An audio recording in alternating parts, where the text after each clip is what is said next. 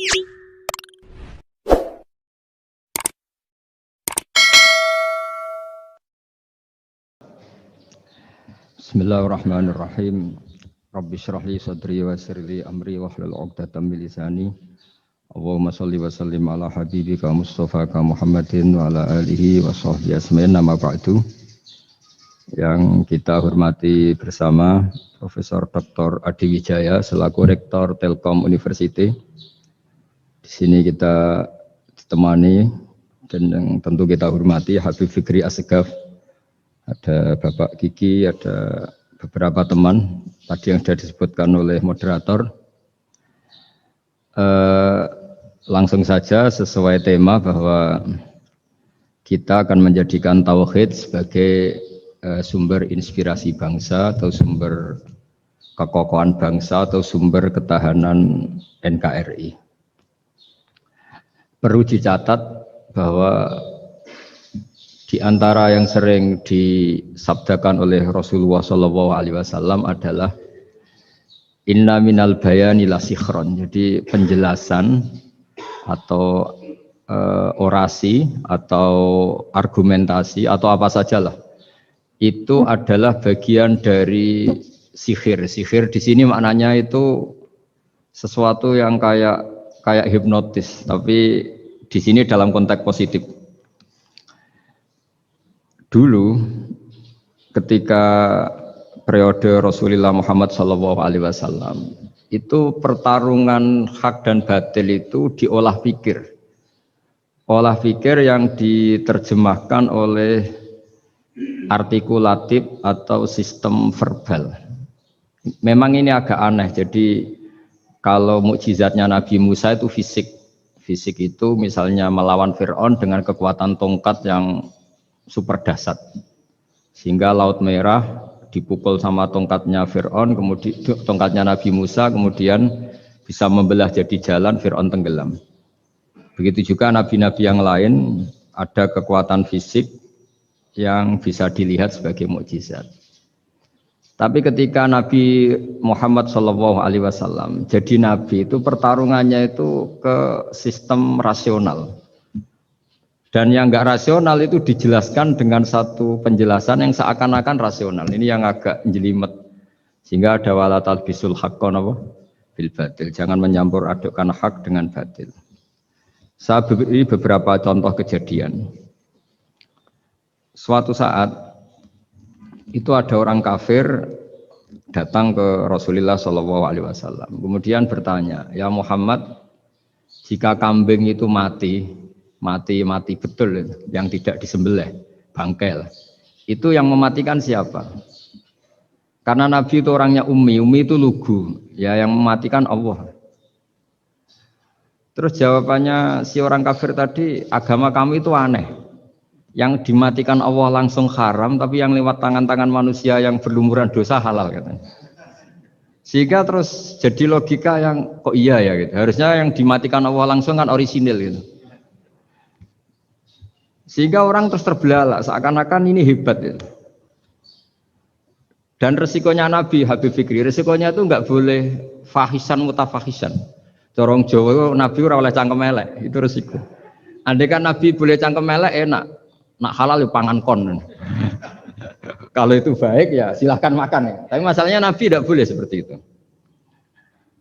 Andai kan tidak Nabi kan gampang, ya sudah kalau halal ya silahkan makan. Masalahnya Nabi tidak boleh apa? Enggak boleh berbicara kasar, tidak boleh berbicara buruk. Terus ada lagi beberapa kejadian yang seperti itu, yaitu masyhur suatu saat Sayyidina Ali didatangi seorang kafir juga Yahudi. Ali, kakimu angkat satu, diangkat sama Sayyidina Ali. Angkat dua-duanya, ya tidak bisa. Gitu kok temanmu, maksudnya Nabi Muhammad mengklaim bisa naik langit, gitu aja kamu tidak bisa. Jadi selalu pakai olah kata. Yang ketiga misalnya Muhammad, kita ini punya urusan banyak, punya problem banyak. Dan Tuhan itu dianggap penyelesai problem, halul muskilat, yang bisa menyelesaikan problem. Pertanyaannya, kalau problem kita banyak, Tuhannya satu tidak cukup Muhammad. Kalau problemnya banyak, ya Tuhannya harus banyak.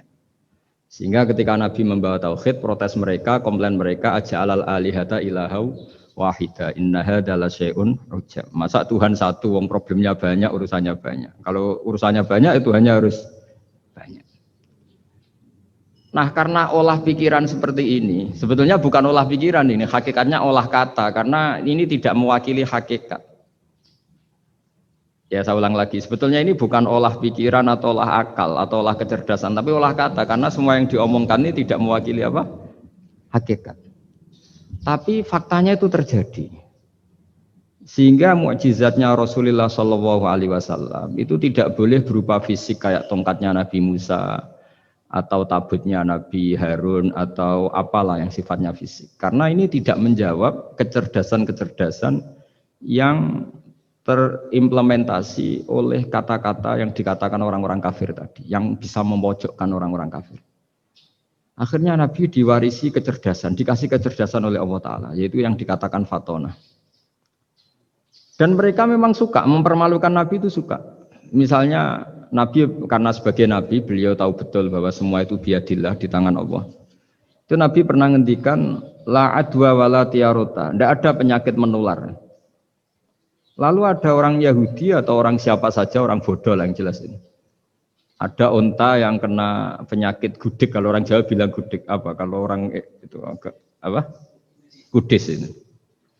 Yang kena kudis ini dijejerkan sama yang waras. Ternyata yang waras sekarang jadi kudisan.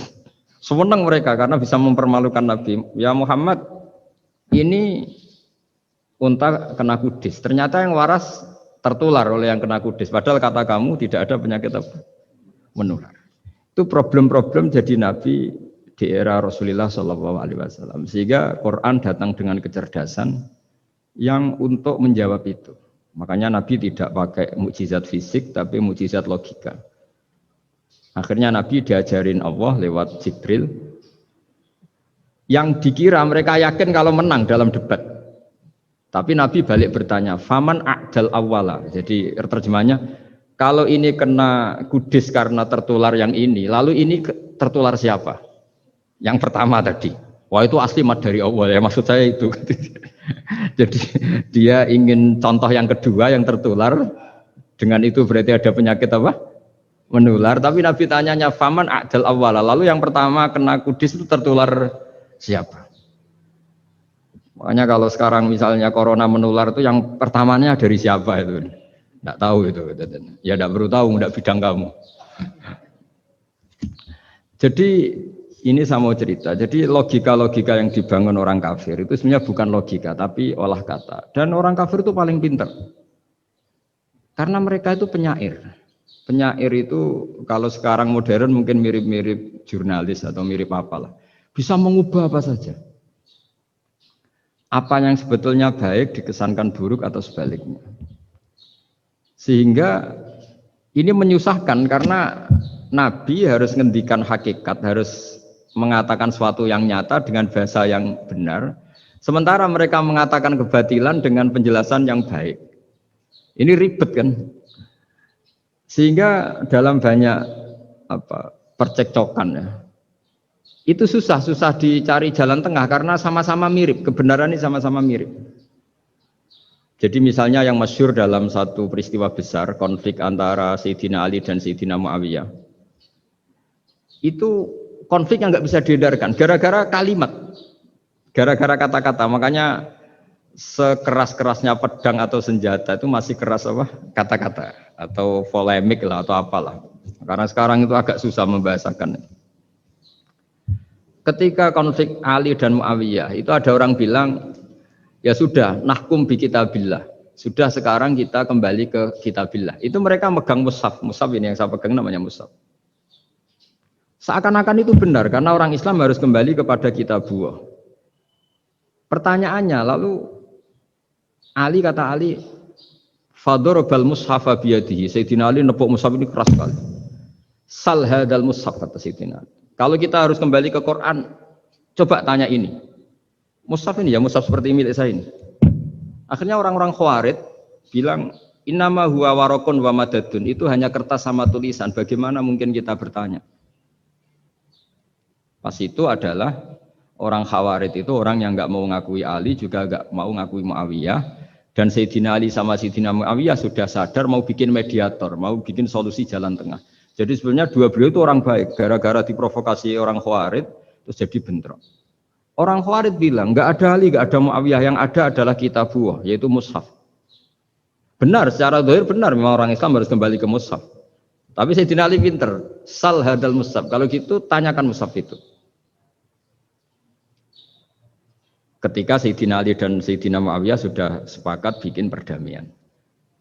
Akhirnya singkat cerita, innama huwa raqun wa wadadun, kata orang-orang Khawarij itu hanya kertas dan pena. Kenapa bisa disuruh atau diminta jawaban? Terus kata Sayyidina Ali, enggak bisa toh kamu tanya mushaf, ya enggak bisa. Makanya tanya saya katanya. Akhirnya Sayyidina Ali memberi penjelasan, wa in khiftum shiqaqa bainihima fab'asu hakaman min ahli wa hakaman min ahliha. Jika dua mempelai suami istri itu ngalami konflik, di mana-mana orang konflik orang ini serasa seneng nek. Kita kalau sedang marah, semuanya lah kalau sedang marah sama istri itu orang ini serasa seneng. Jadi sing ganteng kira ketok gantengnya, ketok elek etok. Sehingga kalau ngomongi anaknya, dasar nakal kok bapaknya gitu. Bapaknya gitu, nanti dasar cerewet koyo ibu. Makanya alhamdulillah banyak anak kita yang mewarisi nakalnya bapaknya dan nakalnya ibunya. Karena sabdonya mesti seperti itu. Jadi anak kita ini korban cara ngomong kita. Maka kita tidak wali itu harus syukur karena omongannya nggak mandi. Itu kalau kita wali, itu anak kita jadi orang buruk semua. Karena kita ngomong dasar goblok koyo ibu. Dari ibu dasar nakal koyo bapak. Berarti anak kita punya status goblok dan nakal. Tapi alhamdulillah yang ngomong itu tidak wali sehingga diabaikan saja sama Allah. Gak penting. Ngomongannya orang tidak wali itu tidak penting. Makanya tidak wali itu tetap punya sisi positif. Kalau ngomong tidak ngefek. Tapi kalau wali itu direspon sama Allah. Langsung ya. Tapi kalau wali ya tidak ngomong gitu. Jadi kalau orang nggak suka itu nggak boleh ketemu. Karena tambah benci. Sehingga butuh mediator. Itu sudah, ini termasuk ilmu psikologi Quran. Kalau orang sedang tidak cocok itu nggak boleh ketemu. Pakai apa? Mediator. Jika suami istri sedang konflik, itu sebaiknya, seharusnya atau sayugyanya itu kirim mediator. Fab'atsu hakaman min ahli wa hakaman min ahliha. Iyurida islaha yuwaffiqillahu bainahuma. Terus kata Sayyidina Ali, wa amru ummati Muhammad a'dhamu min amri rajulin wa imra'atin. Dan urusan umat Muhammad yang kita sedang konflik dengan kekuatan besar dan bisa pertumpahan darah, itu lebih ngeri timbang urusan suami dan istri. Itu saja solusinya mediator. Artinya sesepele itu urusan pribadi saja Allah menyuruh ada mediator. Apalagi urusan kita yang lebih dahsyat. Akhirnya mereka ngakui cara istimbat, cara ngambil kesimpulan Sayyidina. Jadi ini masalah-masalah yang orang bilang seakan-akan benar. Sudah kita kembali ke Quran, kembali ke Quran. Quran yang mana? Wong kamu tidak paham. Lama-lama tanyanya cetakan mana ini? Ribet kan? Makanya saya ini bikin gerakan besar-besaran yang dulu saya ngaji tafsir lama sekali dengan Mbah Mun. Ngaji sama bapak saya, sekarang alhamdulillah sering diskusi sama Pak Quraisyab. Karena kita ini butuh dan saya punya teman akrab Gus Zofur juga dokter tafsir. Ya kalau kamu ingin tak sebut ya punya teman kalian semua untuk mengkaji apa? Tafsir. Itu memang kita butuh. Karena Quran itu teks. Teks itu harus difahami ahlinya karena tapi ketika orang ngomong ayo kita kembali ke kitabullah itu kembali yang apa? Terus tentang apa?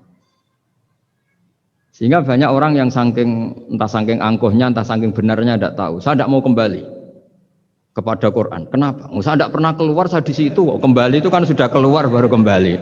Itu entah saking angkuhnya, entah saking benarnya tidak tahu. Mau kamu katakan angkuh yang masuk akal? Saya tidak mau kembali. Saya tidak pernah keluar. Memang saya sudah di situ. Benar mana? Bisa jadi ya sudah ini itu wilayah yang nggak jelas itu. Tapi bahwa mukjizatnya Nabi itu menerangkan sesuatu yang kayak iya kayak enggak. Karena orang kafir itu pintar mengemas kebatilan sebagai kebenaran. Jadi enak zaman Nabi Musa ngadepi Fir'aun yang karuan salah. Nabi Muhammad itu enggak. Ngadepi satu komunitas yang mereka punya jargon yang seakan-akan benar. Misalnya Ka'bah. Ka'bah itu sakral, Baitullah. Orang kafir itu percaya keramatnya Ka'bah, percaya. Sehingga mereka kalau bikin berhala itu harus dekat Ka'bah, bentuk barokah Ka'bah. Kayak kurang ajar gimana? Maka berhala-berhala itu paling banyak di dekat Ka'bah, karena supaya apa? Dapat barokahnya Ka'bah. Ribet kan? Kamu kafirkan tuh percaya barokah Ka'bah, tidak dikafirkan itu kurang ajar. Ka'bah kok di... Jadi ruwet. Ribet banyak ngadepi. Itu susah memang ngadepi logika. Makanya kan apa ya, kayak kita ngerawat anak itu. Mau dilonggar nanti manja terus goblok, mau dikerasin nanti minggat, ribet kan. Jadi ngelola kebenaran itu tidak gampang. Lalu Nabi datang bil haqqil bayyin, dengan kebenaran yang nyata. Dimulailah dari surat diantaranya lam yakunil ladzina kafaru min ahlil kitab wal musyrikin munfakina hatta ta'tiyahumul bayyinah. Bayyinah itu siapa? Rasulun minallah yatlu suhufam mutahharah. Orang-orang kafir baik berkategori ahli kitab yaitu Yahudi Nasrani maupun yang berkategori orang-orang musyrikin yaitu orang-orang yang menyekutukan Allah yang non samawi, yang tidak punya kitab samawi. Itu tidak mau tercerabut, munfakin itu tidak mau tercerabut dari akar mereka hatta ta'tiyahumul bayyinah. Sehingga datang kebenaran yang begitu nyata, begitu jelas. Saking jelasnya siapapun mau tahu. Dan nggak bisa dibatalkan oleh apapun, termasuk oleh perilaku sosial. Siapa itu? Rasulun minallah yatslu suhufam mutahharah. Itu yaitu Rasulnya Allah yang membaca lampiran-lampiran suci, yaitu Quran. Sehingga Nabi datang dengan analogi pembanding. Orang-orang yang berpikir Tuhan harus banyak karena urusan itu banyak, problem banyak. Lalu Nabi bikin analogi. Andaikan kamu sebagai pembantu yang punya majikan banyak, perintahnya beda-beda. Kamu mau enggak? Ya enggak mau, enggak enak Muhammad kalau punya bos banyak. Perintahnya beda-beda, semuanya egois harus dituruti, enggak mau. Enak mana sama punya majikan satu? Enak satu Muhammad. Ya sudah, Tuhan kamu itu majikan kamu. Kalau banyak-banyak bingung kamu perintahnya banyak nanti. Terus mereka mau, ya sudah Tuhannya satu saja. Jadi karena mereka mau enggak mau, harus berpikir kalau Tuhan banyak berarti perintahnya banyak, memuaskan satu Tuhan dibenci Tuhan yang lain, memuaskan yang lain dibenci yang lainnya, pokoknya ribet. Hari ini minta dilayani, Tuhan yang satu minta dilayani, itu kan ribet. Jadi Nabi itu pakai logika yang gampang. Makanya ketika Allah menjelaskan itu, ngendikan Allah dorobawa masalar rojulan fihi syuraka umutasakisuna wa rojulan salamal dirojul hal yastawiyani masalah. Alhamdulillah Allah bikin satu perumpamaan, ada orang yang punya majikan banyak, yang satu punya majikan hanya satu. Hal yastawiyani masalah, nasibnya enak mana? Enak yang punya majikan satu karena standarnya jelas, SOP-nya jelas. Akhirnya mereka sadar, oke Muhammad Tuhannya satu saja. Lalu dalam pertanyaan-pertanyaan yang lain, misalnya tadi masalah Sayyidina Ali, masalah dibully lah kalau sekarang itu Nabi menjawab ya dengan rasional. Karena mau tidak mau. Karena Nabi tidak dibolehkan pakai mukjizat zaman itu. Untuk awal-awal jadi Nabi itu nggak boleh pakai mukjizat. Karena mukjizat itu punya sisi yang sangat-sangat fatal, yaitu kalau Allah sudah menurunkan mukjizat, itu sekali nggak diimanin itu harus ada azab. Nabi ingin umatnya itu nggak kena azab.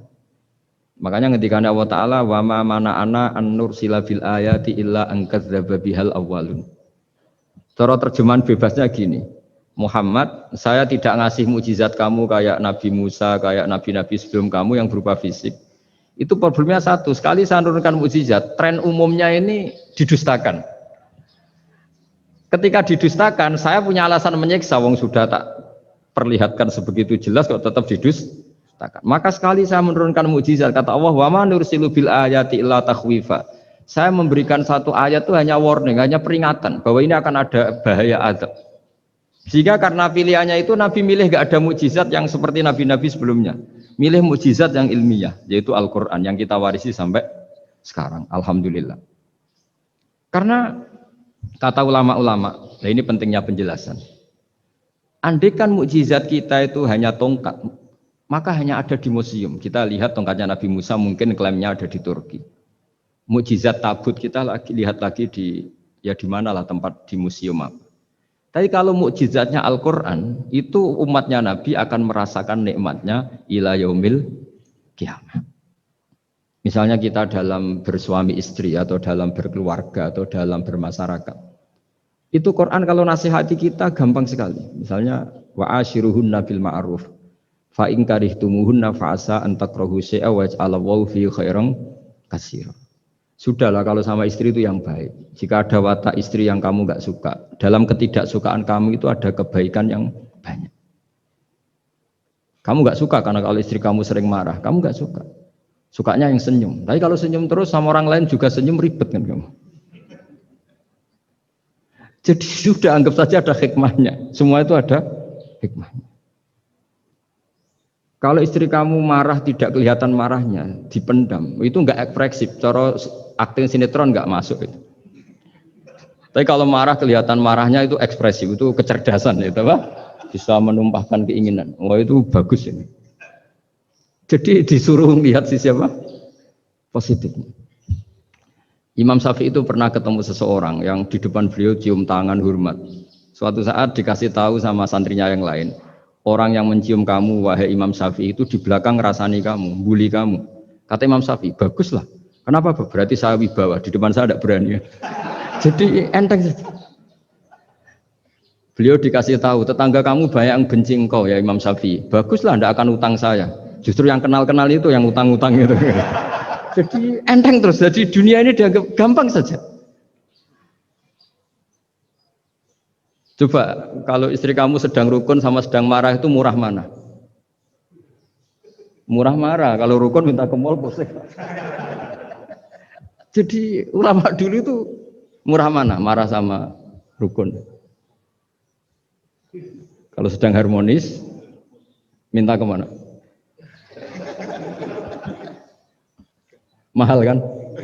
Kalau pas marah. Jadi ulama dulu itu lucu, apa ya? Gampang sekali nanggapin sesuatu itu. Imam Abu Hanifah itu kalau ketemu yang utang beliau itu dia yang sembunyi karena malu. Kalau kita kan enggak, yang sembunyi yang utang. Kalau Abu Hanifah enggak.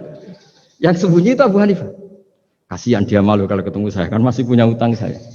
Itu kalau kamu ingin jadi wali itu gitu. Kalau ketemu yang utang kamu yang lari. Itu bisa bank tutup karena yang lari yang ngutangin.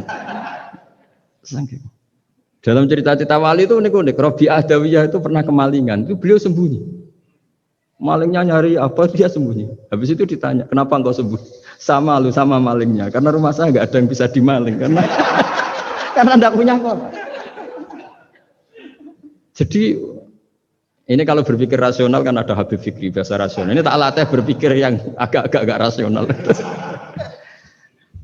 Nah, Nabi itu diutus dalam kondisi masyarakat yang rasional. Sehingga repot. Dan yang tidak rasional itu punya kecakapan olah kata sehingga seakan-akan rasional. Makanya ada kalimat terkenal di kalangan ulama, kalimatu haqqin urida biyal batil. Omongannya benar, tapi maksudnya tidak benar. Kayak tadi, la hukma illa lillah. Tidak ada hukum kecuali yang ada di Quran. Tidak ada hukum kecuali yang diturunkan Allah. Pertanyaannya, apa itu? Ya Quran. Lah iya apa? Makanya kata Sidina Ali, ya sudah, sal hadal mushaf. Tanya mushaf kamu. Wah ya tidak bisa, itu kan hanya kertas sama tulisan. Makanya tanya ulama, kata Sidina Ali. Nah Quran itu bal huwa ayatum bayinatun fi suduril ladzina utul ilm. Quran itu begitu jelas sebagai solusi tapi di hatinya orang yang punya ilmu. Sehingga kemudian lahir beberapa generasi tauhid. Yang paling masyhur dimulai tauhid itu yang masyhur ya, yaitu adalah ketika ada orang namanya Muhammad bin Jubair bin Mut'im. Itu bapaknya Muhammad ini namanya Jubair bin Mut'im. Itu dia orang kafir, masih kafir. Dia datang ke Madinah itu untuk negosiasi tawanan perang Badar. Dulu beberapa orang yang negosiasi sama Nabi itu ya nunggu di masjid. Singkat cerita, Nabi sholat maghrib baca surat Wattur wa kitabim mastur fi raqim mansur wal baitil ma'mur was saqfu fil marfu wal bahril masyur. Terus dia dengerin sampai Allah tanya, am khuliqu min ghairi syai'in. Kalau kamu tidak ngakui saya sebagai Tuhan, kata Allah, silahkan Anda berpikir bahwa alam raya ini dimulai dari ketiadaan. Atau kamu sendiri merasa sebagai pencipta alam raya ini, pencipta langit dan bumi. Itu namanya am khalaqus samawati wal ard. Itu orang itu disebut dahiyatul Arab, orang paling cerdas di Arab. Itu dia bingung. Dia selamanya kafir. Cara berpikir menuhankan berhala, Lata, Uzza, pokoknya menuhankan makhluk lah. Terus dia mikir, Muhammad ini kacau ya. Akal saya dihabisin, kata dia. Jadi cara berpikir dia pakai akal, dia tidak percaya mukjizatnya Quran, tapi dia bilang Muhammad ini kacau, akal saya dihabisin. Akhirnya Nabi setelah salam dia menyatakan Islam. Karena kata dia, Muhammad, akal saya habis oleh apa yang kamu baca. Nah ini saya mau menerangkan tauhid sebagai inspirasi. Yaitu logikanya gini, langit bumi ini kan wujud itu punya eksistensi. Kalau langit bumi ini wujud, alam raya ini nyata, lalu kamu mengatakan sebelum alam raya ini ketiadaan, berarti ada satu kesimpulan, ketiadaan menciptakan yang ada. Itu malah gendeng bareng. Logikanya kan nggak kena, al-adamu yakhluqu maujudan, sesuatu yang nggak ada menyebabkan atau menjadikan sesuatu yang ada. Akhirnya padahal pertanyaannya tadi gitu, ya sudah kalau kamu nggak percaya saya sebagai Tuhan, sebagai pencipta awal, sudah ada usah Tuhan-Tuhanan. Tapi ya mari goblok bareng dengan mengatakan bahwa alam yang ada ini diciptakan oleh sesuatu yang tidak ada. Jadi Juber, saya tidak mau goblok Muhammad, sudah iman saja saya, karena saya tidak mau goblok. Jadi agama ini datang dengan keceriaan berpikir. Sehingga Ibnu Hajar al-Asqalani mengatakan hadatin ja'a bil iltizat al-aqli. Agama ini datang dengan kenyamanan berpikir. Coba kalau Anda seorang profesor atau seorang doktor atau seorang ilmuwan, kemudian Anda diajak goblok dengan teori baru bahwa sesuatu yang ada itu diciptakan oleh yang tidak ada. Mau enggak kamu? Mau semuanya rasa tuh. Diajarin sesuatu yang ada diciptakan oleh yang tidak ada.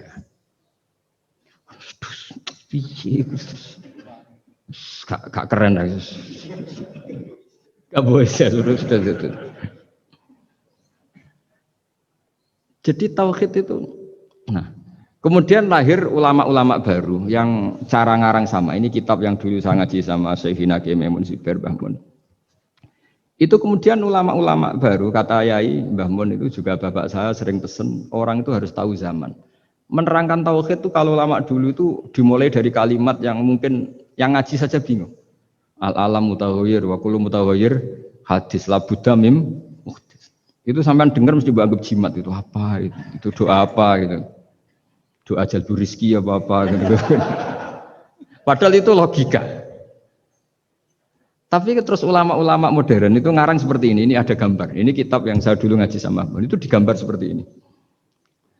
Maksudnya digambar seperti ini gini, penjelasannya gampang. Sampean kalau gambar seruat apapun, misalnya gambar gedung tingkat 5 atau gambar gunung atau gambar apa saja. Mbok seruat apapun gambar itu dimulai dari satu titik. Tadi hadhil awalim kulluha, bahwa alam semua ini dimulai dari nuqtatil wujud, ada titik wujud. Dan karena ini wujud penyebab harus bersifat awal. Makanya Allah itu selain wujud harus bersifat al-awwal. Kalau bahasa pondok al-qadim. Karena tidak mungkin yang menciptakan kemudian kalah dulu dengan yang diciptakan. Begitu juga Imam Al-Amudi. Imam Al-Amudi itu jadi wali itu karena dia ahli matematika. Sampai muridnya itu iskal. Ini guru saya masuk surga enggak? Kalau ngajar itu senangnya ngajar matematika. Beliau ahli usul fikih, ahli fikih, tapi senangnya ngajar matematika. Sampai muridnya sanksi, ini masuk surga enggak ya?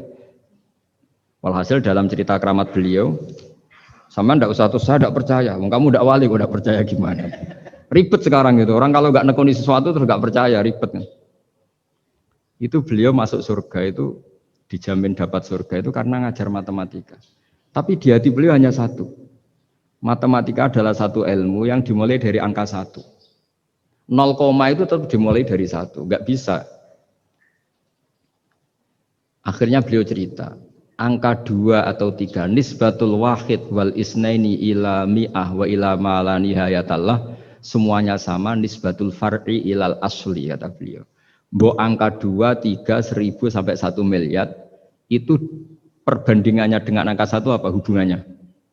Al far'i ma'al asli, yaitu angka 2, 3 adalah cabang dari angka 1. Jadi alam raya sebanyak apapun, ada galaksi, ada Mars, ada apa saja, tetap dimulai dari wujud yang satu, yaitu wujudnya Allah Subhanahu wa Ta'ala. Jadi beliau menjadikan matematika sebagai alat perangkat untuk tahu tauhid, bahwa alam raya ini dimulai dari al-wujudul wahid, wujud yang satu. Makanya kul huwallahu ahad, Allahus somad, lam yalid walam yulad, dan seterusnya. Nah, makanya ketika orang menyoal hukum adat yang menipu kita, adat itu sunnatullah yang kita lihat, itu Quran mesti mengembalikan wahwaladzi yabda'ul khalqa tsumma yu'idu wa huwa ahwanu alaih. Sebagian di surat Yasin diterangkan ansha'aha awwala marrah. Ketika kita lama sekali, namanya manusia itu lahir dari seorang bapak dan ibu, ini lama sekali. Yang namanya telur itu lama sekali lahir dari ayam, keluar dari ayam. Yang namanya pohon besar itu mesti dari biji yang kecil. Karena lama itu terjadi, seakan-akan kita ngomong, kita berkeyakinan, tahu-tahu ada pohon besar itu muhal. Tahu-tahu ada manusia ini muhal. Makanya ketika ada figur yang bernama Isa bin Maryam, itu orang kafir Yahudi, itu menolak. Bagaimana mungkin ada manusia tanpa bapak? Oke, itu menyalahi prosedur lazim, protap lazim. Tapi kata Allah gimana? Inna masalah Isa indallahi kamasali Adam. Kalau Isa mohal karena tanpa bapak, harusnya Adam lebih mohal karena tanpa bapak, tanpa ibu. Jadi artinya apa? Allah tetap mengingatkan bahwa kudroh saya yang pertama itu menjadikan semuanya mungkin tanpa perangkat adat. Maka kitab ini yang saya baca ini, milik Sayyid Husain Afandi ini, itu menjelaskan bahwa hukum adat itu menipu. Saya ulang lagi, hukum adat itu menipu. Ketika ayam mengeluarkan telur, telur kemudian menjadi ayam lagi. Terus kita berdebat, telur sama ayam dulu mana? Menurut Anda milih mana? Milih apa? Telur. Kalau ini, yang kubu sebelah ini. Ayam apa telur? Telur. Ayam. Ayam lahir dari Nah, pertanyaannya begini kalau menurut tauhid.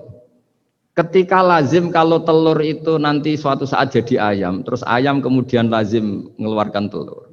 Ketika Anda mengatakan mungkin kontribusi Anda terhadap kemungkinan itu apa? Kan sama, Anda tidak ikut menciptakan.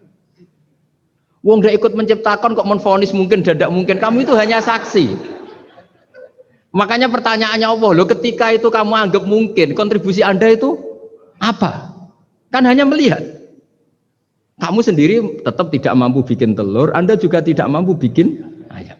Artinya meskipun telur jadi ayam, ayam jadi telur sampai kiamat, tetap ada kontribusi kudrohnya Allah Subhanahu wa Ta'ala. Bukan berarti berdiri sendiri. Wong kamu yang bilang mungkin ya nyatanya enggak berkontribusi. Sehingga kalau suatu saat Allah bikin telur dari batu atau ayam keluar dari batu, bagi Allah itu enggak masalah. Tapi bagi kamu masalah. Bagaimana mungkin hewan keluar dari batu? Ini logikanya gimana? Loh memangnya ketika telur dari ayam itu logika kamu gimana coba? Kamu ikut bikin enggak? Nah ini di sini pentingnya mukjizat. Akhirnya Allah bikin mukjizat, ada satu onta besar keluar dari batu, yaitu mukjizat Nabi Kamu memasalahkan, ini gimana onta kok keluar dari batu? Lalu kalau Allah tanya kamu, gimana telur keluar dari ayam? Loh ini biasa Gusti mungkin, memangnya kamu bisa? Berarti bagi orang yang tauhid, yang wali, keluarnya ayam dari telur sama onta dari batu itu nisbatnya sama. Sama-sama semuanya di luar kontribusi kita. Kenapa yang satu kamu katakan mungkin, yang satu kamu katakan tidak mungkin? Toh kamu sama-sama tidak terlibat. Itu cara berpikir tauhid. Artinya apa? Orang-orang wali atau orang-orang alim meskipun melihat telur keluar dari ayam tiap hari tetap subhanallah, subhanallah, Allahu Akbar.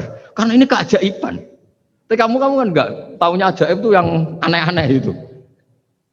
Makanya banyak cari kiai aneh yang gondrong, yang nggak pernah mandi, gara-gara kamu tuh suka aneh itu gara-gara. Dong ini ya, dong itu tahu ya.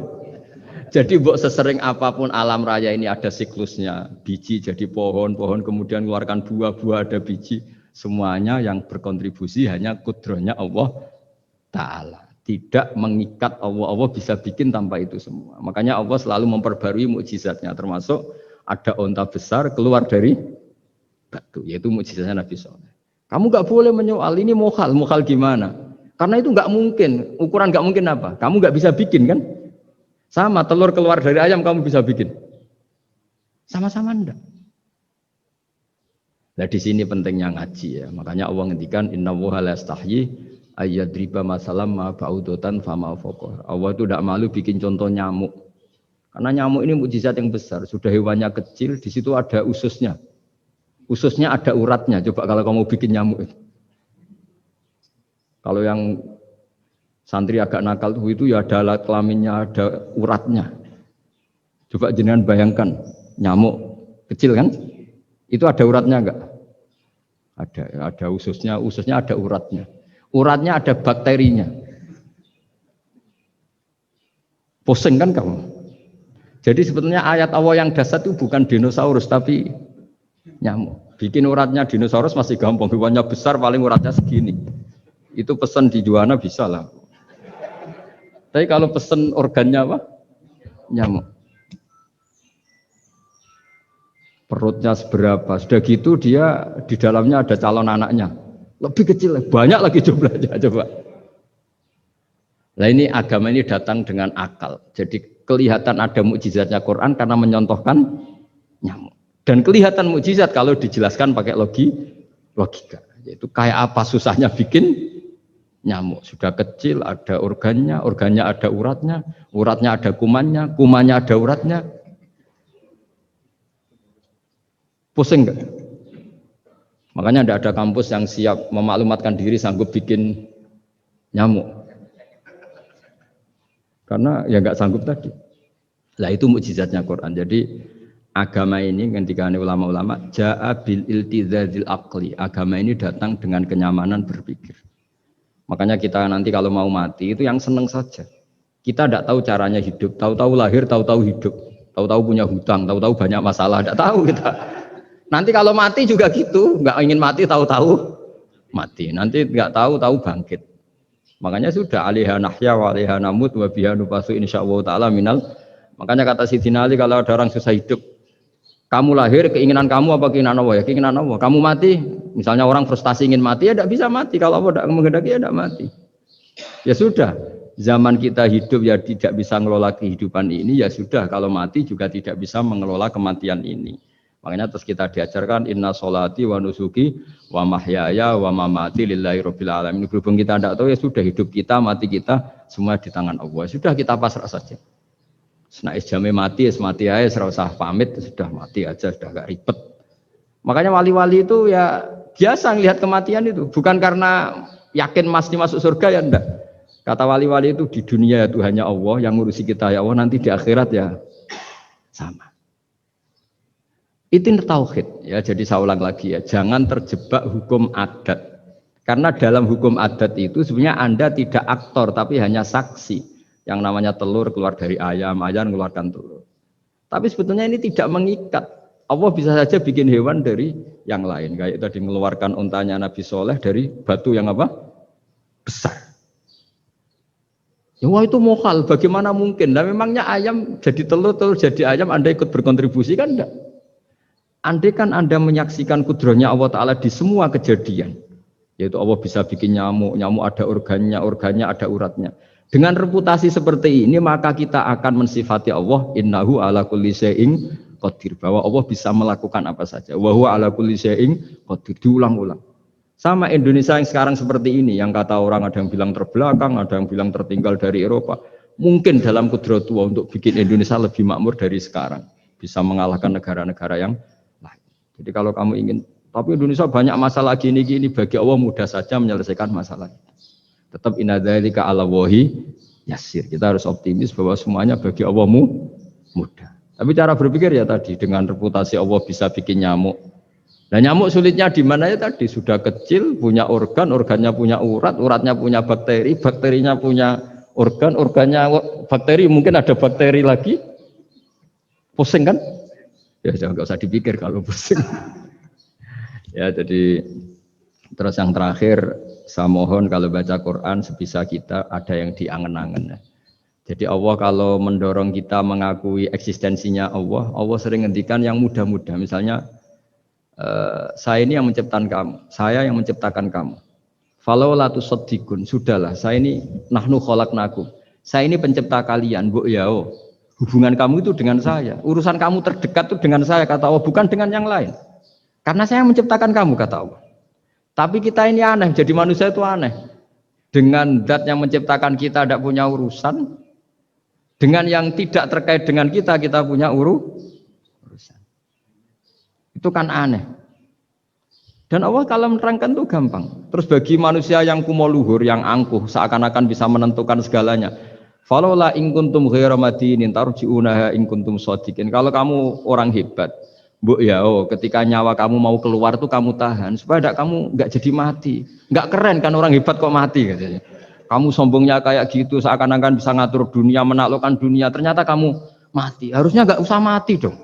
Kata Allah, falaula in kuntum ghairu madinin tarji'unaha in kuntum shadiqin. Makanya falaula idza balaghatil hulqum wa antum khina idzin tangdur. Bu ya orang-orang yang keren, yang merasa hebat, yang biasa ngatur dunia, bu ya ketika mati itu jangan mau.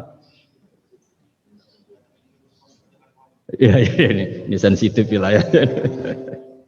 Ya saya kira demikian ya, semoga lewat ngaji ini kita kembali ke tauhid yang benar lewat penjelasan-penjelasan yang akli, yang rasional. Saya pastikan agama ini datang dengan al-iltizatul akli, kenyamanan berpikir.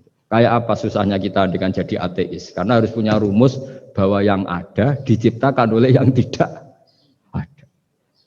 Itu kan jadi aneh. Makanya ukuran iman, salasun mangkunna fihi wajata halawatal iman. Ciri utama iman itu nyaman, halawah itu manis. Karena ya itu tadi apa yang dibawa oleh Quran dan hadis sesuai akal kita. Maka masyhur di kalangan para ulama ada pepatah, laulam yakun maja'a bihi Muhammadun dinan lakana fi aqlin nasi hasanan. Kalau saja Muhammad tidak maklumatkan kalau ini agama, akal pun akan setuju bahwa yang dibawa itu hal yang luar biasa. Karena agama ini tidak lam yusodim al-aql, agama ini tidak akan menentang akal. Liqaumi ya'qilun liqaumi yatafak. Kalau ada orang bilang akal saya itu menolak faham agama, itu akalnya yang perlu dicek. Ada masalah itu pasti. Ya, saya kira demikian. Assalamualaikum warahmatullahi wabarakatuh. Pertanyaannya jangan banyak. Pak Barbar.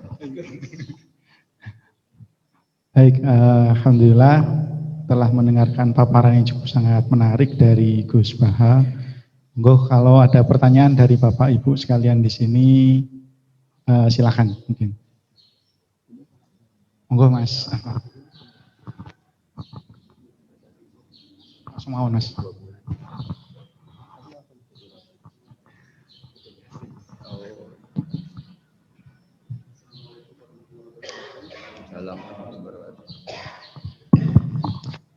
Gus badhe tanglet. Sojuan. Nggih. Gus, ilmu itu kan membingungkan. Semakin dipelajari, kita semakin rasa fakir. Kesimpulannya langsung ilmu itu membingungkan. Iya. Kita ambil menurut saya, jangan menurut. Tapi ilmu itu juga paradoks, Gus. Semakin dipelajari, kita semakin tahu, semakin ingin membaca, tapi kadang kita juga merasa takut dengan ilmu itu sendiri. Pertanyaan saya, apakah itu hal yang wajar, Gus? Bagus.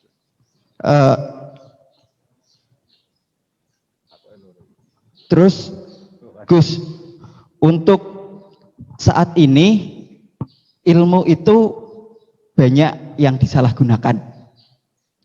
Orang yang berilmu dibuat salah dan disalahgunakan. Pertanyaannya adalah supaya orang yang benar itu tetap benar walaupun disalahkan dan disalahgunakan, guidance-nya itu apa, Gus? Karena semakin kesini banyak yang nggak berilmu ngaku berilmu, yang berilmu disalahkan dan disalahgunakan. Terima kasih. Wassalamualaikum warahmatullahi wabarakatuh. Anak buah jenengan.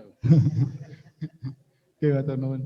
Mas Ahmad Saifuddin. Itu pertanyaan itu kesimpulannya agak jelas itu, tahu-tahu. Ilmu itu menyenangkan bukan membingungkan.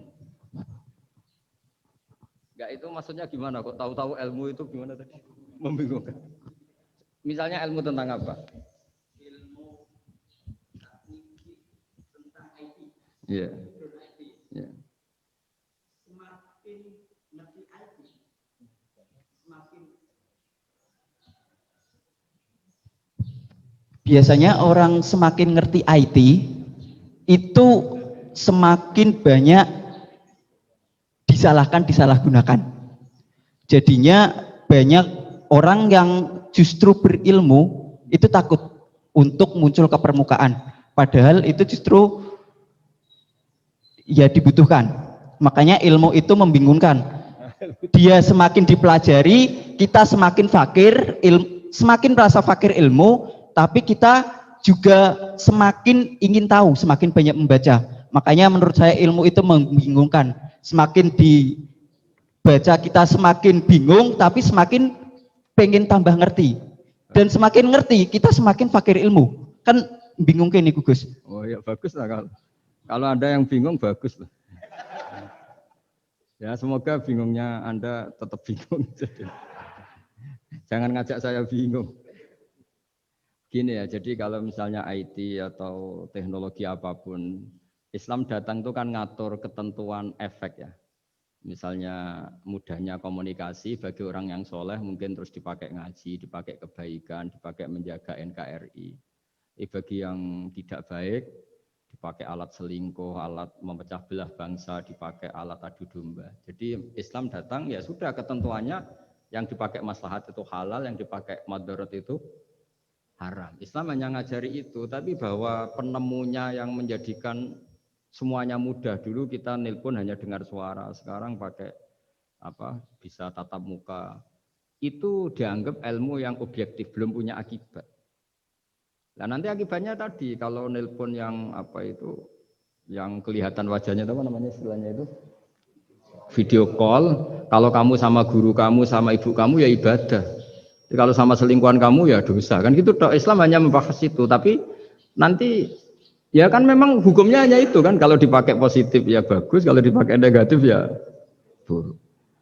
Nah, Islam tidak boleh terus disalahkan. Ini akibat teknologi maka orang mudah selingkuh. Sebelum ada teknologi yang selingkuh juga sudah banyak.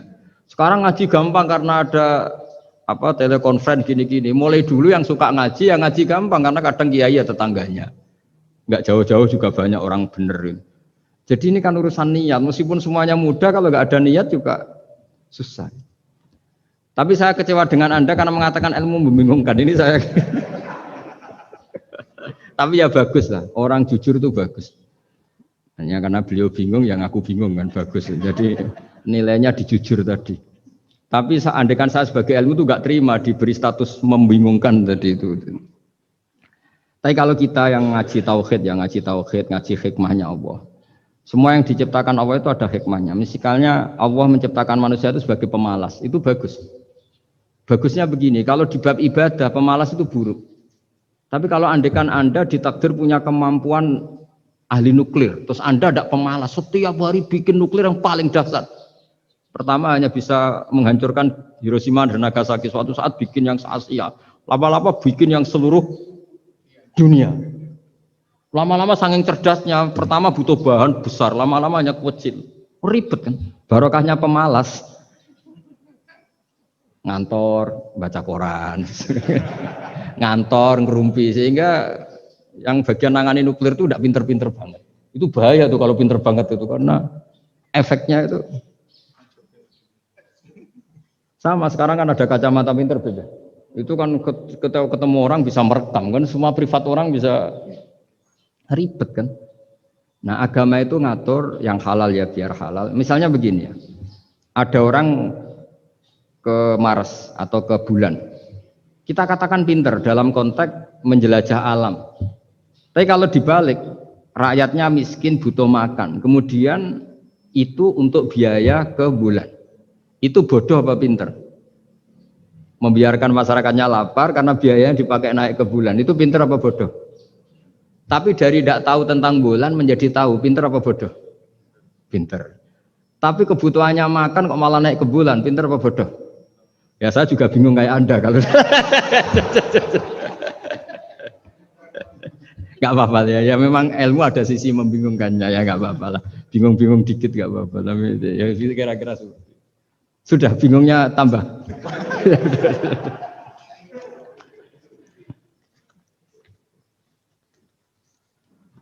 Nggih, matur nuwun Gus Baha.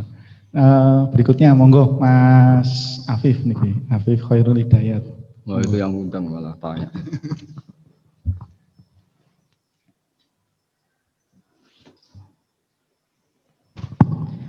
Bismillahirrahmanirrahim. Assalamualaikum warahmatullahi wabarakatuh. Terima kasih atas kesempatannya. Gus Baha izin bertanya, bagaimana cara paling efektif membendung pemikiran-pemikiran neo-khawarij di lingkungan kampus? Matur suwun. Wassalamualaikum warahmatullahi wabarakatuh. Wah, itu jawabnya paling gampang. Biasanya kewajiban itu dibebankan sama yang terkait. Jadi itu enggak saya itu pasti. Saya kan kiai pesantren, kamu kan orang kampus, berarti kewajibannya di Anda bukan di saya. Di mana-mana kewajiban itu dibebankan sama ya. Sudah ya, itu jawabannya gitu. Jadi kalau istri kamu yang rewel, jangan tanya saya, istri saya rewel gitu. Kewajibannya ya kamu cari solusi gitu. Kalau Anda punya Pak Komisaris kurang mikirkan jenengan, ya jangan tanya saya, jangan tanya ini. Begini ya, sebetulnya kita juga kadang salah mengkategorikan. Ada neo-khawarij, ada Islam ekstremis, ada moderat. Itu omongannya peneliti ya, itu kan peneliti itu harus mengkategorikan, terus sampling ilmiah harus diputuskan ini kategori apa, solusinya apa, tapi itu analisis. Sebetulnya masalah itu tidak sesulit itu ya. Kalau Allah menghendaki gampang saja. Misalnya Anda berpikir neo-khawarij, kemudian anak Anda sakit, yang ditakdir nyuwun sewu harus hutang tetangga, kebetulan yang ngutangin itu orang Islam moderat. Ini yang sering lupa, para analis itu, saya ulang lagi, para analis itu, mbok ya ngregani pangeran. Saya itu sering ketemu para analis. Sering saya ingatkan, mbok ya kamu itu ngregani Allah. Allah itu punya hak untuk kreasi, punya hak untuk ngatur, punya hak untuk menentukan. Kita misalnya begini, kadang berpikir, orang neo khawarij tadi itu bisa nggak ekstrim kalau bacanya buku ini atau ngikuti pikirannya tokoh ini, itu kita. Tapi kalau Allah itu enggak. Saya beberapa kali ada kejadian orang begitu benci misalnya sama Muhammadiyah atau benci sama NU atau benci apa. Itu marine mergo anaknya pacaran terus nikah. Mulane corong Jawa gedeng tapi nyanding. Itu dulu banyak kiai yang benci Muhammadiyah. Barang anaknya besanan ya baik-baik saja. Karena nanti cucunya jadi Muhammad NU.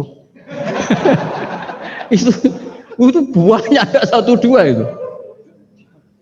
Sama nanti orang yang kuras gitu ternyata pas butuh bantuan yang nolong itu Islam moderat. Akhirnya kan karena Al-Insan Abdul Ihsan itu ya respect. Jadi, nah tapi kita sebagai analis ngiranya kalau pikiran itu dilawan pikiran, tidak mesti juga. Jadi manusia itu segampang itu. Dulu yang namanya Abi Sufyan itu bencinya sama Nabi, Masya Allah juga sebaliknya. Tapi ketika Ummi Habibah jadi istrinya Nabi, itu kebencian yang penggemar Abi Sufyan dan Nabi cair. Begitu juga Juwairiyah. Makanya ketika ada konflik besar antara kelompok-kelompok itu, karena mereka sebagian sudah jadi istrinya Nabi itu, mereka bilang asharu Rasulullah SAW. Jadi konflik yang se-ekstrem itu selesainya pakai besanan. Ashar itu besanan. Mau tukaran gimana? Mau benci Muhammadiyah gimana? Cucunya sekarang sudah Muhammad NU. Yang NU juga cucunya sekarang, ya sudah. Akhirnya ya baik-baik saja. Jadi tidak udah ada solusinya. Kalau Allah sudah menghendaki nanti gampang saja. Sama jangan tanya, lah kapan itu Gus? Yang saya ada Tuhan, kamu tanya ya, tanya sama Allah. Jawabannya wallahu a'lam. Tapi saya mohon para analis ya, jangan corong Jawa ojo ngilani pangeran. Tuhan itu diberi hak untuk menyelesaikan karena banyak yang di luar dugaan. Wahsy itu menjadi mukmin justru setelah membunuh Hamzah. Khalid bin Walid menjadi mukmin justru setelah menang di perang Uhud. Tapi kalau Allah menghendaki segampang itu. Yaitu ketika Khalid bin Walid menang di perang Uhud karena sahabat melanggar perintah Nabi harus tetap di atas gunung sementara mereka melanggar turun ke gunung. Itu Khalid bin Walid itu, wah Muhammad itu luar biasa. Anak buahnya melanggar saja dikasih sanksi, apalagi kita. Ini berarti orang yang sangat diperhatikan oleh Tuhannya. Terus dia cara berpikir begitu. Akhirnya masuk Islam. Banyak orang masuk Islam itu malah pas menyembah Tuhannya, Tuhan berhala. Itu ada orang Arab, zaman Arab dulu. Pas mau nyembah berhalanya, pas ada luwak kencing di kepala berhala itu. Terus dia, aduh punya Tuhan kok gak keren, gimana? Terus masuk Islam. Jadi dia dapat hidayat pas keliru. Kalau dalam cerita kewalian ya Sunan Kalijogo itu, dia jadi muridnya Sunan Bonang. Kenalan pertama karena begal Sunan Bonang. Pas begal malah jadi murid. Jadi kalau Allah itu punya sekian cara. Kadang kiai itu gak bisa mengislamkan orang, tapi banyak mahasiswa punya pacar non muslim itu yang islamkan pacarnya. Ribet kan kalau sudah mau apa coba itu memang.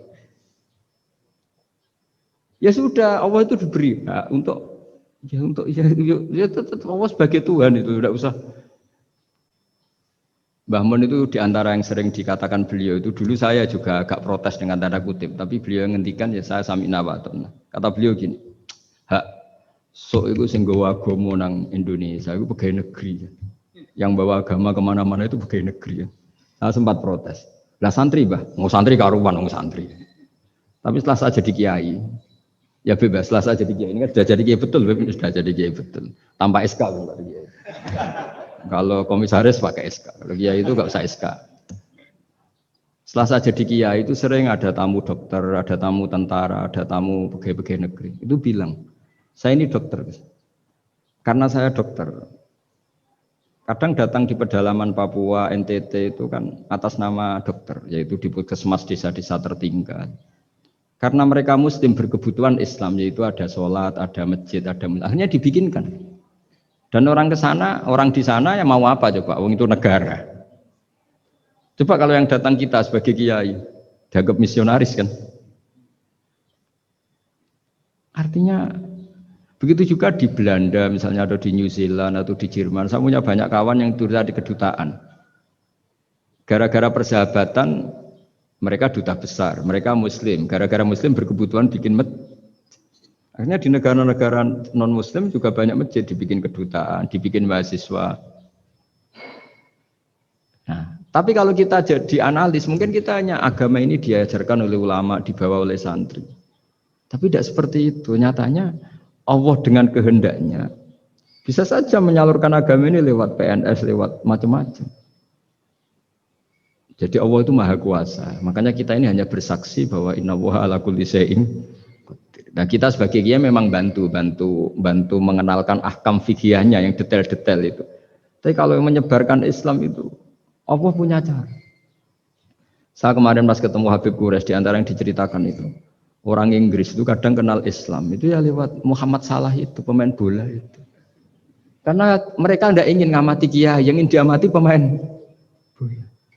Jadi pertama, itu orang Prancis itu tidak benci Islam itu gara-gara Zainuddin Yazid Zidane itu. Zizou itu loh, itu namanya Zainuddin Yazid. Yazid Zainuddin, kena bahasa Prancis jadi Zinedine Zidane. Itu dulu imigran dari Aljazair itu dibenci sama orang Prancis. Tapi setelah yang membawa Prancis juara itu adalah seorang Zidane.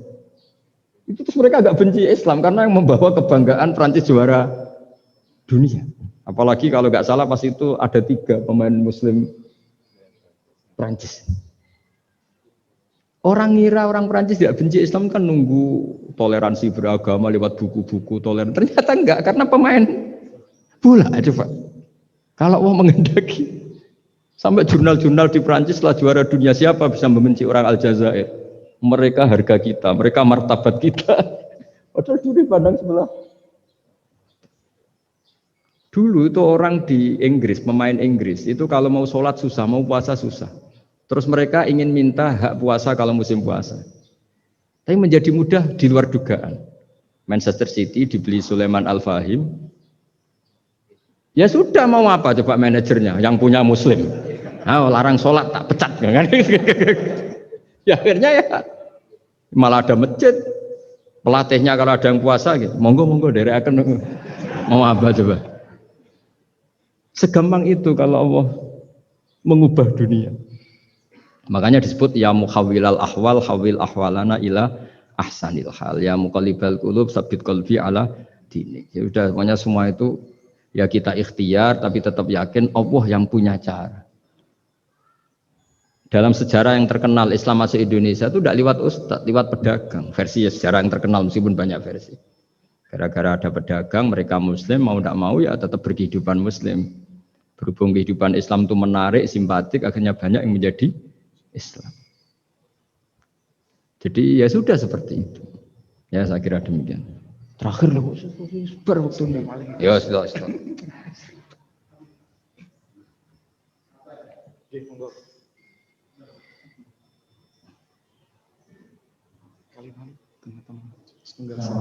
Ya. Ribet ya anak buah minyak.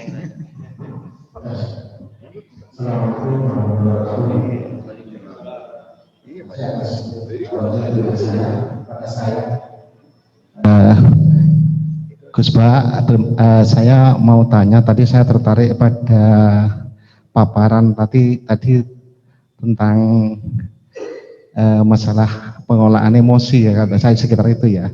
Jadi menghadapi orang misalkan pasangan atau istri atau teman yang apa namanya itu jengkel atau nyengit atau enggak sejalan dengan pikiran kita kok bisa enjoy, bisa bahagia, itu gimana Ustadz ceritanya? Itu apakah juga ada solusi lain, misalkan kita itu ada pelarian lain dalam artian yang positif ya, misalkan misalkan istri atau pasangan kita atau nyengit kita ke hobi ke apa, misalkan kita pelariannya agar kita tidak marah-marah, itu gimana Ustadz? Tadi saya sepintas itu memperhatikan masalah itu karena itu penting dalam rangka ini mengelola inilah biar kita itu bisa enjoy, karena kalau kita itu ada selalu keras dengan orang atau istri atau teman kan kita tidak bahagia, kudu ngamuk-ngamuk. Nah itu gimana tadi? Makasih Gus, mohon diulang itu. Ya. Assalamualaikum warahmatullahi wabarakatuh. Kamu didatangkan untuk mengulangi itu. Kalau enggak dipecat jadi moderator.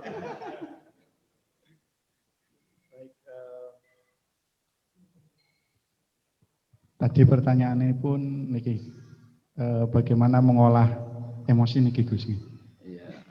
Ketemu kali niki pasangan nopo teman niki Gus, sing nyengiti nopo ngeten Gus. Namanya siapa? Nun saya Pak, namanya pun sinten Pak? Saya Pak Haryanto, pensiunan Telkom Juwono. Tadi diajak sama Pak Zainal. Terima kasih Pak. Bismillahirrahmanirrahim. Jawabannya itu gampang sekali ya, meskipun tidak semua orang ngalamin seperti itu ya. Saya juga agak pati ngalamin ya. Tapi begini ya, saya punya resep dan ini pasti benar ya, karena dari ulama musalsal itu ada silsilahnya sampai Rasulullah SAW. Jadi saya bilang pasti benar karena tidak dalam konteks pendapat saya, tapi ini ajaran Rasulullah SAW. Ini kan temanya tauhid ya, tauhid sebagai inspirasi. Seorang mukmin itu kan harusnya berpikir satu, ridhonya Allah, keputusan Allah. Misalnya Allah merintahkan kita baik sama tetangga. Saya berkali-kali cerita setiap pengajian, ada seorang ulama itu punya tetangga itu anak muda itu sombongnya bukan main. Manggil ulama itu, ya Ahmad datang ke saya. Datang, setelah sampai rumahnya bilang, ya Ahmad lah hajata libik, saya tidak butuh kamu, silahkan kembali ke rumah kamu. Itu Imam Ahmad santai aja, tetap senang. Setelah sampai rumah dipanggil lagi, ya Ahmad silahkan ke rumah saya. Datang lagi dengan senyum, sampai 3 kali. Ketika beliau ditanya sama pemuda tadi, kenapa Anda tidak jengkel? Padahal perilaku saya jengkelin. Terus si imam tadi bilang, wahai anak muda, saya ini senang sekali melaksanakan perintah Allah. Allah bilang kalau sama tetangga yang baik. Karena kamu ngundang saya senang karena nuruti perintah Allah. Kamu nyuruh saya kembali, saya senang karena memang disuruh nuruti perintah tonggo. Nyenengkan tonggo, menyenangkan tetangga. Jadi saya ada hubungannya dengan kamu. Kalau kamu misalnya ada teman yang jengkelin, misalnya namanya Zaid. Zaid itu manusia, makhluk. Kalau kamu ikut jengkel berarti Anda terdikte, terprovokasi oleh orang yang bernama Zaid yang statusnya hanya makhluk. Sementara Allah ngajari kita, wa ahsin man asa'a ilaika, berbuat baiklah sama orang, berbuat buruk sama kamu. Berarti kalau kamu tetap baik, hubungan kamu dengan Allah. Kalau buruk berarti kamu didikte oleh Zaid. Bayangkan kalau Zaid ini orang yang nggak tamat SD, Anda seorang profesor, berarti anak SD bisa merovokasi profesor. Itu yang bodoh yang mana coba? Jadi ulama itu melatih. Jadi selain tadi, makanya Nabi itu punya ajaran yang memang berat ya. Kalau orang tidak bakat wali jelas berat. Di antara ajarannya itu sil mangkoto aka, sambunlah orang yang memutus hubungan dengan kamu. Wa ahsin man asa'a ilaika, berbuat baiklah sama yang berbuat buruk sama kamu. Itu memang berat. Makanya kamu tanyakan betul itu. Tapi bisa dilatih, yaitu ketika kita berbuat baik atas nama Allah Subhanahu wa ta'ala. Sehingga melihat yang gini-gini itu ringan. Itu kan sama seperti kiai-kiai yang dakwah di kampung-kampung pedalaman, sudah gak tahu haknya kiai, gak sopan. Lalu itu Nabi itu ketika dakwah itu kalau nuruti mangkel itu ya mangkel. Nabi misalnya memberi satu janji. Siapa yang datang ke saya akan saya kasih sesuatu yang menggembirakan. Itu orang-orang sebagian Bani Tamim bilang, ya Muhammad, sesuatu yang menggembirakan ya uang. Padahal Nabi mau menerangkan fadilahnya amal ini begini-begini, tapi pikiran orang-orang itu yang menggembirakan itu ya uang. Kalau kamu kasih uang ya kita gembira, kalau enggak ya enggak. Jadi, tapi ya tadi ya, selain dilatih dengan langsung iman, dilatih punya seni kayak Imam Syafi'i tadi. Orang itu gimana? Di depan jenengan sopan, tapi di belakang ngerasani, baguslah saya wibawa berarti. Jadi dianggap enteng saja. Saya pernah baca juga, ada orang ketika kaya temannya banyak, ketika miskin temannya yang dulu banyak, sekarang nggak ada yang jenguk dia. Terus lapor ke seorang Habib. Ini gimana Habib? Ketika saya kaya teman saya banyak, ketika saya miskin dibiarkan sendiri. Sekarang saya buruh di orang. Ya bagus gitu. Kalau teman kamu tetap main ke kamu dalam keadaan kamu buruhnya orang, mangkuli boto, mangkuli apa, malah kamu malu jadi tontonan. Mendingan mereka nggak datang. Oh ya bagus, alhamdulillah. Jadi coba kalau kamu sudah miskin, teman-teman kamu tetap datang. Pas kamu buruh orang, pas dibentak, malu enggak? Milih didolani apa milih enggak? Milih enggak? Dulu pikirannya orang kan. Jadi ulama dulu itu ngelola. Ya saya kira demikian. Ya dilatih. Terakhir ini, kamu sudah korupsi satu ini sudah.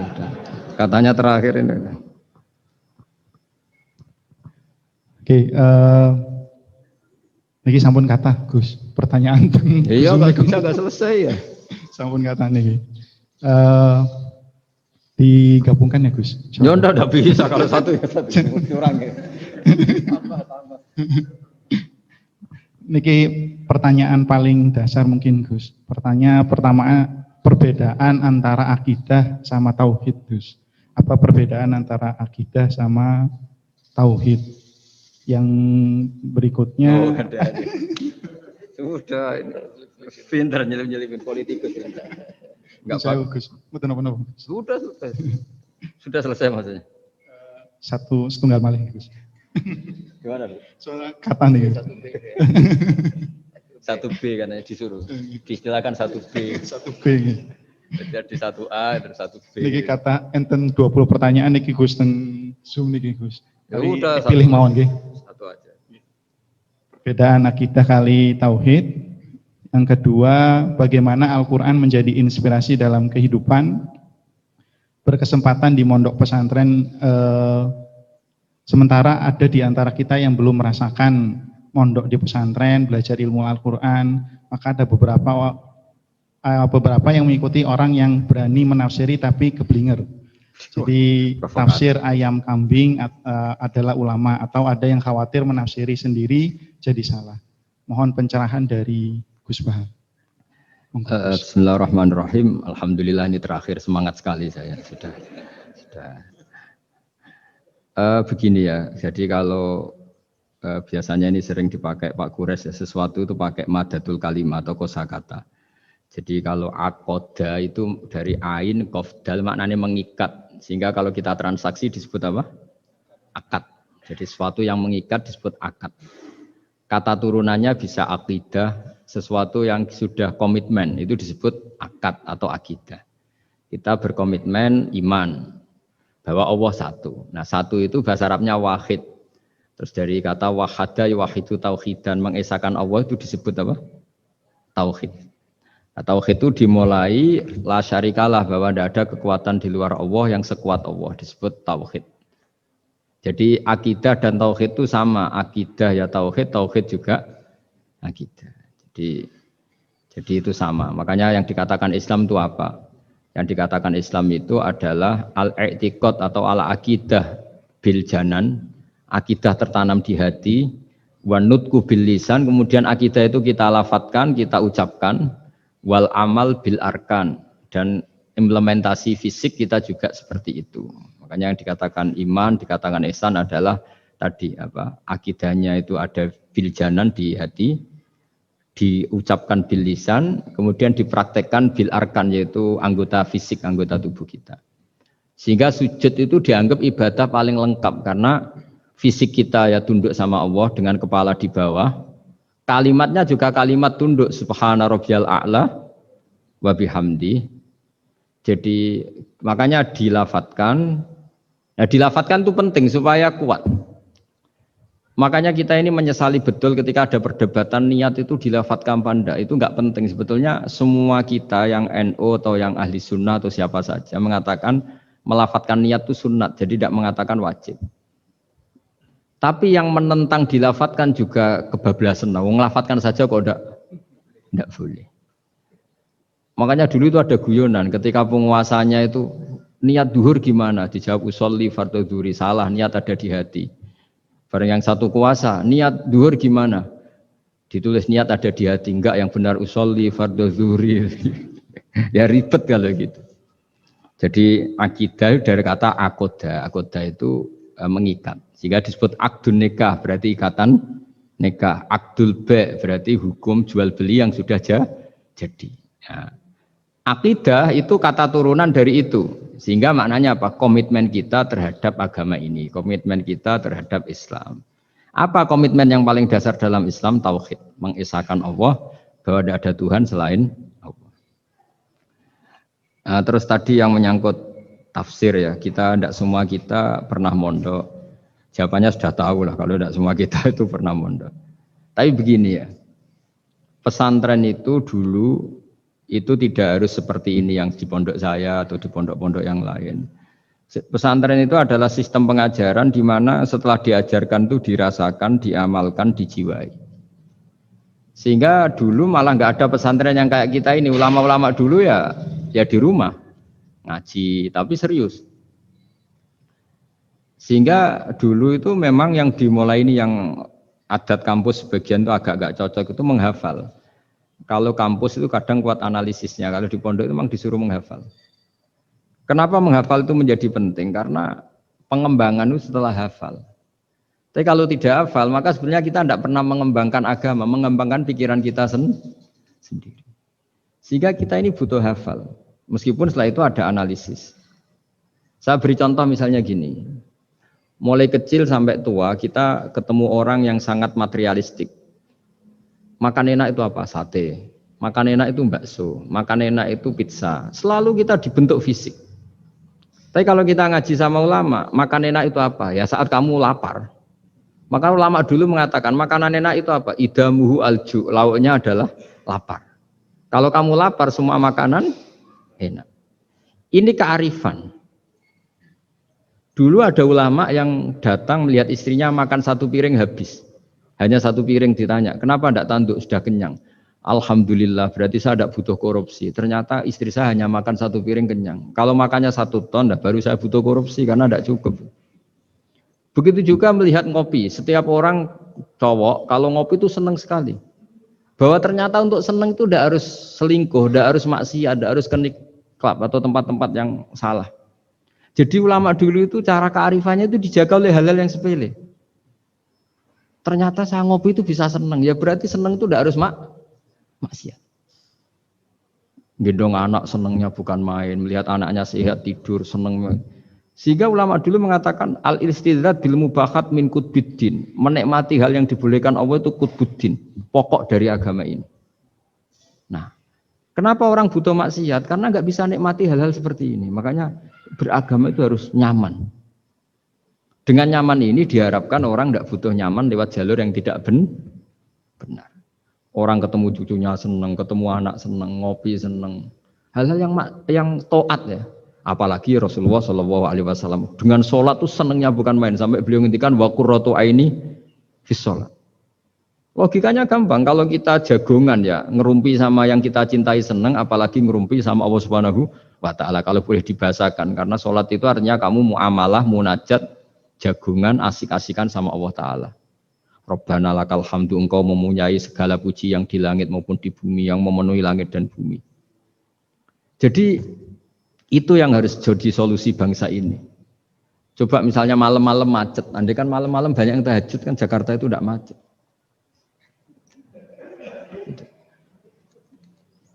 Jadi ulama itu ingin menjadikan taat itu solusi. Makanya qul bi fadlillah bi rahmati fa bidzalika falyafrahu. Orang yang sedang tahajud itu setiap ulama dulu yang tahajud itu sampai bilang gini, ainal muluk fi hadil ladzah. Enaknya apa jadi raja? Enak ya kita. Sayyidina Ali itu derajatnya tinggi. Di antaranya disebabkan beliau kalau wiridan gini, saya hafal wiridannya. Kafani izzan an takuna li robban wa kafani fakhron an akuna laka abdan. Gusti, saya ini punya nikmat yang luar biasa karena menjadi Tuhan untuk engkau. Zat yang abadi, yang kekal, yang pertama. Coba kalau saya jadi hambanya Fir'aun, Tuhan mati tenggelam lagi, kan nggak ada kerennya. Udah gitu sekarang jadi tontonan lagi coba. Andai kan kamu punya Tuhan Fir'aun kayak apa tersiknya? Sudah Tuhan mati jadi tontonan. Sudahlah Gusti, keren saya ini karena punya Tuhan engkau, zat yang abadi, yang lahul asmaul husna. Wa kafani fakhron an akuna laka abdan, dan saya keren sekali karena menjadi budak engkau, menjadi hamba engkau. Coba kalau saya jadi hamba sesama manusia, kerennya apa? Podo menusane, podo lemah, podo mati ini harus saling memperbudak. Kerennya apa coba? Jadi orang dulu itu kalau sudah munajat, makanya Nabi ngendikan wa qurratu aini fis sholat. Kalau sudah sholat tuh nyamannya bukan. Jika masyhur dalam cerita-cerita ketika Umar kena panah dan panah itu bentuknya kayak pancing, kalau ditarik sakit karena bentuknya kayak jangkar itu. Umar minta apa? Nanti tarik ketika aku sholat. Ketika sholat beliau ditarik beliau tidak kerasa. Dan itu harus dilatih. Ya tadi, jadi, Quran saya ulang lagi, Quran itu harus ditafsirkan seperti ini. Kalau tidak, maka orang akan menanyakan. Saya juga pernah ditanya orang yang sebetulnya ya agak kurang ajar, tapi tak anggap bodoh sajalah daripada dianggap kurang ajar. Hebatnya apa Gus? Quran mengatakan wa kulu washrobu, sementara ini kitab suci yang sakral. Kenapa hanya bakas makan dan minum? Saya bilang orang bakas Alphard, bakas Mars, bakas planet Jupiter itu nggak keren karena nggak bakas nggak mati. Tapi kalau orang nggak makan mati, berarti Quran membakas kebutuhan dasar manusia. Jadi mendesak, makan tuh mendesak. Nah kenapa harus dibahas? Dalam hukum dunia manapun yang namanya mengambil milik orang lain itu harus pamit. Semua alam ini milik Allah, sehingga kita boleh makan tuh nunggu izinnya Allah. Maka Allah dulu yang ngendikan kulu, kamu boleh makan, baru kita boleh makan. Makanya Islam menganjurkan kita makan baca bismillah, itu pamit yang punya. Kamu pernah beli oksigen, kamu pernah beli buah-buahan sama Allah, tidak pernah beli kan? Itu maling semua itu sebetulnya. Karena tidak pamit sama yang punya. Coba kalau itu milik orang lain, kita langsung makan disebut maling enggak? Sekarang kamu makan itu tanpa pamit Allah, kira-kira maling enggak? Kalau kita keras sebenarnya itu maling juga. Makanya kita dianjurkan baca bismillah. Untung Allah baik, enggak ngelaporkan ke polisi. Nah di sini pentingnya kata kulu wasrobu, makanlah dan minumlah. Artinya kalimat ini punya filosofi yang luar biasa. Tapi andekan ini ditafsirkan orang yang enggak ngerti Quran, enggak ngerti tafsir, enggak punya adzauqus salim, rasa yang baik, maka memang ya Ya ngomong Quran harus ahlinya, sehingga kualitas kulu wasyrobu itu luar biasa. Saya sering sujud syukur karena ayat itu. Ya Allah, betapa baiknya engkau mengizinkan kita makan rizkimu. Hanya modal baca apa? Bismillah. Sudah gitu oleh ulama dikatakan Bismillah hanya sunat. Kalau enggak juga enggak apa-apa. Cuma sedikit kurang ajar lah ngomong. Tapi kalau kamu tidak ahlinya, maka terus malah tanyanya tadi, loh, Quran yang katanya hebat kok hanya bakas makan dan minum. Coba misalnya kemarin itu hebat, coba sudah kamu kemarin tanpa makan, tetap pokoknya itu makan. Ketika orang mau menjajaki, mau nempat di Mars atau Jupiter, pertanyaannya apa? Di sana ada air enggak? Ada makanan enggak? Penelitian pertama apa coba? Di sana ada makanan enggak? Iya kan? Yang pokok berarti apa? Makan. Itu kira-kira contohnya Quran yang dibaca ahlinya. Itu nanti dengan kualitas seperti itu, pemahaman seperti itu.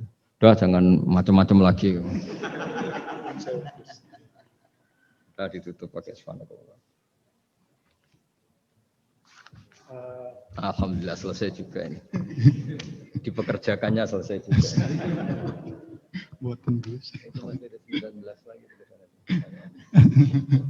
Baik Bapak Ibu sekalian, mohon maaf pertanyaannya dibatasi baik yang datang on-site ataupun online karena keterbatasan waktu, yang kedua juga karena keterbatasan dari jawaban tersebut juga gitu ya.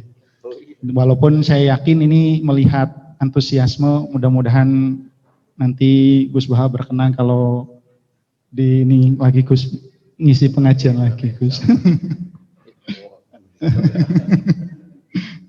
Mudah-mudahan boten Gus nih. Semoga semangat Bapak Ibu sekalian dari pertanyaan dan juga dari online tersebut juga menandakan semangat kita untuk semakin mendekat kepada Allah Subhanahu wa taala seperti yang tadi disampaikan oleh Gus Baha juga ya. Terkait juga semoga kita semakin merasakan tauhid kita. Tauhid kita itu didapat dari Al-Qur'an dan As-Sunnah, dan di mana Al-Qur'an dan As-Sunnah itu hanya bisa diketahui dari para ulama gitu ya. Jadi tidak bisa tidak kalau kita belajar dari para ulama. Baik, acara kita berakhir sekian sampai di sini.